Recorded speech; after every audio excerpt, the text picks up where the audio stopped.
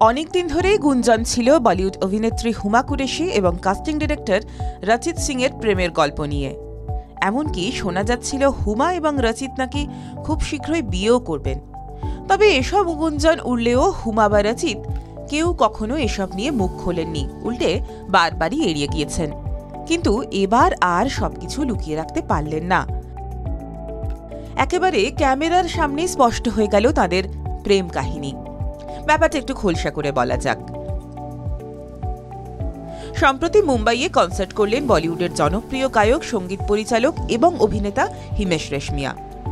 সেই কনসার্ট দেখতে প্রেমিক রচিতকে নিয়ে হাজির হয়েছিলেন হুমা কুরেশি। আর সেখানেই সামনে এলো সেই প্রেম পর্ব। সোশ্যাল মিডিয়ায় ভাইরাল হয়ে গিয়েছে সেই ভিডিও। কনসার্টের বড় পর্দায় যখন হিমেশ রেশমিয়াকে ধরে রেখেছে ক্যামেরা, তার মাঝেই দর্শকদের ধরা হচ্ছে সেই ক্যামেরায়। আর সেই ক্যামেরায় হুমার কাণ্ড করল ফাঁস। কনসার্টের বড় পর্দায় হঠাৎই ফুটে উঠল হুমা এবং রচিত। আর শুধু ফুটে উঠল না, হুমাকে পিছন থেকে জড়িয়ে ধরে চকাশ করে গালে চুমু খেলেন রচিত। সেই ভিডিওই এখন ঝড় তুলেছে সোশ্যাল মিডিয়ায়।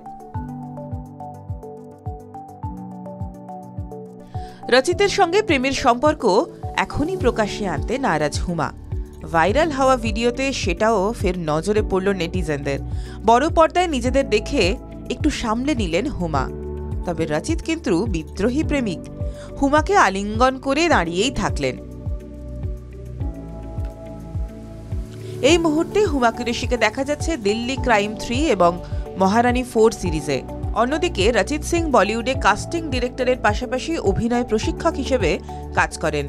হিন্দি ফিল্ম ইন্ডাস্ট্রির বেশ কয়েকজন অভিনেতার সঙ্গে দীর্ঘদিন ধরে যুক্ত রচিত। TV9 Bangla digital.